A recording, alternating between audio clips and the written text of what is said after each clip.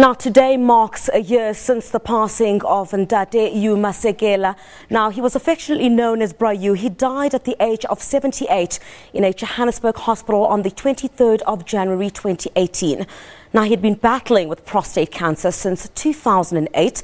To commemorate the first anniversary since the passing, we are joined by Mr. Ronnie Ntuli, who is a patron of the Hugh Masekela Heritage Foundation, as well as a nephew. Thank you very much for your time, Mr. Ntuli. I think, I look back to that day, and I tell you why I say I look back to that day, because I was camped outside the house on the day that South Africans and the rest of the world heard about the passing of Hugh Masekela. And I remember the tributes that were pouring in from around the world. The world's media had gathered to convey this difficult message. I want to talk about a year on. Has it sunk in at all for the family that such a legend is no more? So, Griselda, thank you very much, and it's a real honor meeting you. Let me start somewhere else. I think we also experienced something really painful today. A very good friend of Hugh Masekela also passed on today, Oliver Mtukudzi, a great African musician. Thank you for that. So to start by saying condolences to his family. We feel the pain, and as it would be said in Shona, Trukuchema Nemi. So a year after the passing of Hugh Masekela, it's very interesting. I think you talk about the world's media at the date of Hugh Masekela's passing. It's interesting, even now at the closing of 2018, I was listening to BBC Radio one of the days, and they had a montage of sort of the passings, but the way they compiled it was voices of people that had passed on in 2018. And at the center of that montage was the voice of Hugh Masekela. This is a son of South Africa that is being recognized, celebrated, and mourned around the world. Has it sunk in? We don't have a choice. You accept it. Does it sink in? I'm not sure it sinks in, because you are at different places. You hear the music, you hear the voice. I don't know. You know what? I guess it's for all of us to keep that legacy alive. There we have Tanai in the background, and everyone would just remember that day when we heard such difficult news. And as the Hugh Masekela Heritage Foundation, the importance of that legacy, keeping it alive and ensuring that what he stood for, including issues such as injustices, are things that are kept alive. What do you plan to do as the Heritage Foundation to ensure that the music never dies? So first and foremost, it's not strictly limited to Hugh Masekela's music, which is an indication of sort of his breadth of mind.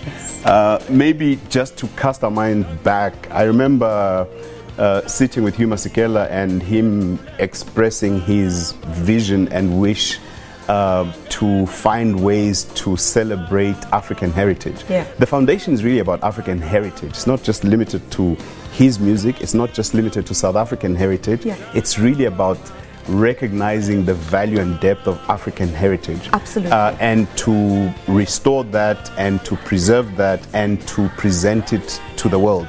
He was really, I think in my mind I would even dare to argue that he was more passionate about African heritage.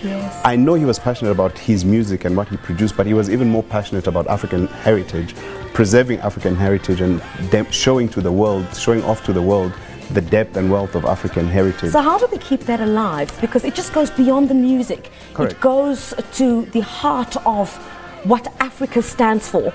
And bringing back what others might argue has well eroded over decades. Uncle Hugh has a quote which is, the way we are so ignoring our own heritage, he cast his mind into the future and says he'll remember, all of us will see a time when young Africans, or what will be the representation of Africans then, and they'll be saying, they say we used to be Africans, the way we are so walking away from our own culture and heritage. But how do we preserve his legacy, the heritage? The wisdom of Hugh Masekela was, he recognized that his life had a tenure, and it wasn't to be everlasting. Yeah. So what he decided to do, and I remember the discussions very clearly, was how does he institutionalize that vision of celebrating African heritage? Yes. So that is what is embodied in the Hugh Masekela Heritage Foundation. The foundation has a number of programs. We're working with a lot of sort of supporters in South Africa and beyond on the continent. Yes. I know for a fact in part of our discussions what he wanted to do is involve very good friends of his like Oliver Mtukudzi, like Angelique Kidjo, like Salif Keita. Not only did he want to limit it to music, he says we have to carry it into visual arts. We have to carry it into cinematography. We have to carry it into culinary. We have to carry it into fashion. So it's really, the vision is much broader, and I think the great value is that he had the opportunity personally to pen a lot of that, one, and two, he had also the time to share with us as patrons and members of the board and members of staff of the foundation, just his vision. And today somebody reminded me that while he was doing that, he himself shed tears.